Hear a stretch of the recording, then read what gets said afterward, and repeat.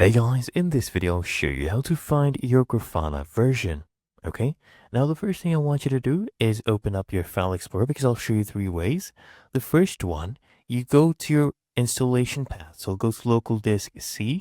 So this is the default, okay? You come here to Program Files, and then here you can locate the Grafana folder. So let's go ahead and scroll down until we find G right here. As you can see, Grafana Labs.